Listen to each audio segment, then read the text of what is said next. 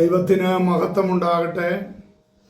വീണ്ടും വരുന്ന കർത്താവായ യേശു ക്രിസ്തുവിൻ്റെ നിസ്തുല്യ നാമത്തിൽ ഒരിക്കൽ കൂടെ ഏവർക്കും സ്നേഹവന്ദനത്തെ അറിയിക്കുന്നു.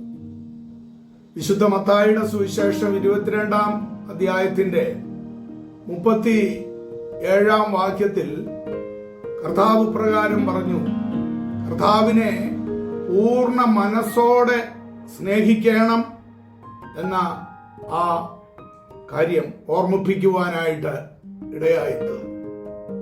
പ്രതികൂല സാഹചര്യങ്ങളെ എങ്ങനെ നമുക്ക് നേരിടാം എന്ന് പലപ്പോഴും നാം ചിന്തിക്കാറുണ്ട്.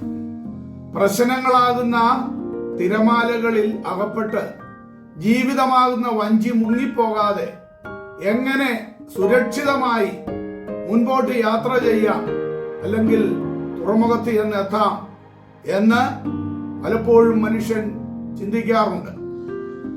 സുരക്ഷിതമായിട്ട് നാം മുൻപോട്ട് പോകണമെങ്കിൽ ഭയത്തിന്മേലും തകർച്ചകളുടെ മേലും ജയം കൈവരിക്കുവാനായിട്ട് നമ്മുടെ മനസ്സിന് അഥവാ ചിന്തകൾക്ക് രൂപാന്തരം വരേണ്ടത് ആവശ്യമാണ്. ഏത് കാര്യം ചെയ്യുന്നതിനും മുൻപ് നാം സാധാരണ ആലോചിക്കാറുണ്ട്. ഒരു ജോലി അത് തിരഞ്ഞെടുക്കുന്നതിന് മുൻപ്, വിവാഹം അതിന് തക്ക പാർട്ട്ണറെ തിരഞ്ഞെടുക്കുന്നതിന് മുൻപ്, ഇന്ന് വേണ്ട പലപ്പോഴും വിദ്യാഭ്യാസം ചെയ്യുന്ന കാര്യങ്ങളിലും ഒക്കെ പല തിരഞ്ഞെടുപ്പ് മനുഷ്യൻ ചെയ്യാറുണ്ട്. ചിന്തകൾക്ക് വ്യത്യാസം വന്നാൽ പ്രവൃത്തികൾക്കും ജീവിതത്തിനാകമാനവും അത് വ്യത്യാസം സംഭവിക്കുവാനായിട്ട് ഇടയായിത്തീരും. ക്രിസ്തു പ്രകാരം പറയുവാനായിട്ട് ഇടയായിത്തീർന്നു, വൃക്ഷം നല്ലതെങ്കിൽ ഫലവും നല്ലതായിരിക്കും. ഒരു വ്യക്തി ക്രിസ്തുവിനെ ജീവിതത്തിൽ കർത്താവായി രക്ഷകനായി അംഗീകരിക്കുമ്പോൾ ആ വ്യക്തിയുടെ ഹൃദയത്തിൽ വലിയ വ്യത്യാസം സംഭവിക്കുകയാണ് ചെയ്യുന്നത്.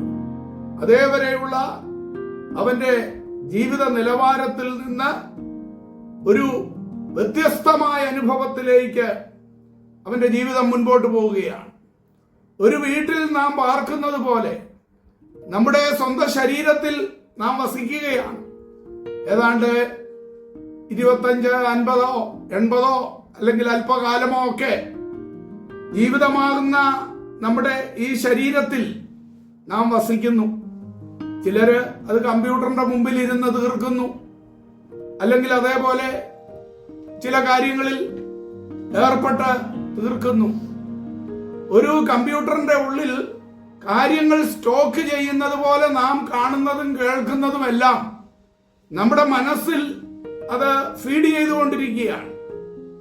പഞ്ചേന്ദ്രിയങ്ങൾ എന്ന വാതിൽ വഴിയാണ് നാം ലോകവുമായി ബന്ധപ്പെടുന്നത്. അഥവാ നമ്മുടെ മനസ്സ് ലോകവുമായി നിരന്തരം ബന്ധപ്പെട്ട് കഴിയുന്ന ഒരു പശ്ചാത്തലത്തിലാണ് നമ്മുടെ ജീവിതം. ഈ ലോകത്തെ അടക്കി വാഴുന്നത് സാത്താനാണ്. അവന്റെ ചിന്തകളാണ് പലപ്പോഴും മനുഷ്യനിലേക്ക് അവന് കുത്തി നിറച്ചുകൊണ്ടിരിക്കുന്നത്. അവന്റെ പ്രധാന ആക്രമണം നമ്മുടെ ചിന്താമണ്ഡലത്തിലാണ്. അതാണ് അനേകരെ നശിപ്പിച്ചുകൊണ്ടിരിക്കുന്നത്, ആത്മഹത്യയിലേക്ക് കൊണ്ടുപോകുന്നത്, തെറ്റായ പ്രവണതകളിലേക്ക് കൊണ്ടുപോകുന്നത്. ചിന്തകളിൽ യഥാർത്ഥ ജീവിത ദർശനത്തിന്റെ കാന്തിക പ്രഭ പതിച്ചെങ്കിൽ ജീവിതം അത് രൂപാന്തരപ്പെടുവാനായിട്ട് ഇടയായിത്തീരും. എന്നാൽ പലപ്പോഴും മനുഷ്യന്റെ ചിന്ത ശത്രു അവന്റെ തലച്ചോറിനെ ചെതല് പിടിപ്പിച്ച് കളയുന്ന അനുഭവമാണ് നമുക്ക് കാണുവാനായിട്ട് കഴിയുന്നത്. അതുകൊണ്ടാണല്ലോ ഈ ലോകം അക്രമത്തിലൂടെയും അരാജകത്വത്തിലേക്കും ഒക്കെ അത് മുൻപോട്ട് ഓടിക്കൊണ്ടിരിക്കുന്നത്. എവിടെ നോക്കിയാലും ഇന്ന് സമാധാനമില്ല, യുദ്ധങ്ങളാണ്. മനുഷ്യന്റെ മനസ്സിനെ ശത്രു വശീകരിച്ചെടുത്ത് നല്ല നല്ല കാര്യങ്ങൾ ചെയ്യേണ്ടതിന് പകരമായിട്ട് മിസൈലുകൾ ഉണ്ടാക്കാനും ആക്രമിക്കാനും ഒക്കെ ലോകത്തെ പോലും ലോകരാഷ്ട്രങ്ങളെ പോലും ശത്രു കീഴടക്കിക്കൊണ്ടിരിക്കുന്നതാണ് നമുക്ക് ഈ തലമുറയിൽ കാണുവാനായിട്ട് കഴിയുന്നത്. അതെ പ്രിയമുള്ളവരെ, നമ്മുടെ ചിന്തകൾക്ക് വ്യത്യാസം വന്നെങ്കിൽ മാത്രമേ നമ്മുടെ ജീവിതം ധന്യമാകുകയുള്ളൂ. അതിന് യഥാർത്ഥ മാർഗമെന്ന് പറയുന്നത് നാം നേരത്തെ കുറിവാക്യത്തിൽ ചിന്തിച്ചതുപോലെ കർത്താവിനെ പൂർണ്ണ മനസ്സോടെ സ്നേഹിക്കുന്ന ഒരു വ്യക്തിക്ക് കർത്താവ് തന്റെ പാത പറഞ്ഞു കൊടുക്കുന്നു. അവനെ കൈക്കൊണ്ട് അവന്റെ നാമത്തിൽ വിശ്വസിക്കുന്ന ഏവർക്കും ദൈവമക്കളായി തീരുവാൻ അവിടുന്ന് അധികാരം നൽകിയിരിക്കുന്നു എന്നത് ദൈവവചനത്തിലെ കാതലായ സത്യമാണ്. അതെ, നമ്മുടെ ഹൃദയം എപ്രകാരം ഇരിക്കുന്നു, നമ്മുടെ ചിന്ത, നമ്മുടെ മനസ്സ് എപ്രകാരം ഓടിക്കൊണ്ടിരിക്കുന്നു എന്ന് ഒരു വിചിന്തനം നടത്തിക്കൊണ്ട് തെറ്റായ പാതയിലെങ്കിൽ നേരായ പാതയിലേക്ക് വ്യതിചലിപ്പാൻ ഇടയായി തീരട്ടെ. അവിടുന്ന് നമ്മെ അനുഗ്രഹിക്കുമാറാകട്ടെ. ശാന്ത തുറമുഖമടുത്തു, എന്റെ കാന്തനോടേറ്റമടുത്തു. ശാന്ത തുറമുഖമടുത്തു, എന്റെ കാന്തനോടേറ്റമടുത്തു. അധികമില്ല അധികമില്ല യാത്ര അധികമില്ല. ശാന്ത തുറമുഖമടുത്തു, എന്റെ കാന്തനോടേറ്റമടുത്തു.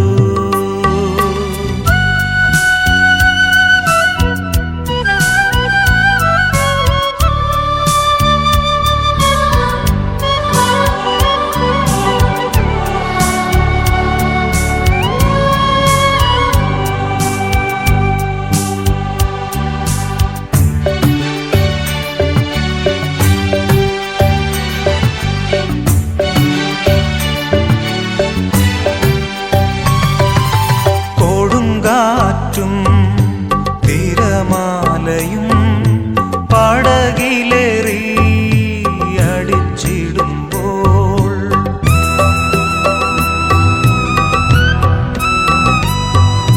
കൊടുങ്കാറ്റും തിരമാലയും പടകിലേറി അടിച്ചിടുമ്പോൾ, ക്രൂശിൽ നോക്കി യാത്ര ചെയ്യും ശാശ്വത വീട്ടിലെത്തുവോളം. ക്രൂശിൽ നോക്കി യാത്ര ചെയ്യും ശാശ്വത വീട്ടിലെത്തുവോളം. ശാന്ത തുറമുഖം അടുത്തു, എന്റെ കാന്തനോടേറ്റമടുത്തു. ശാന്ത തുറമുഖം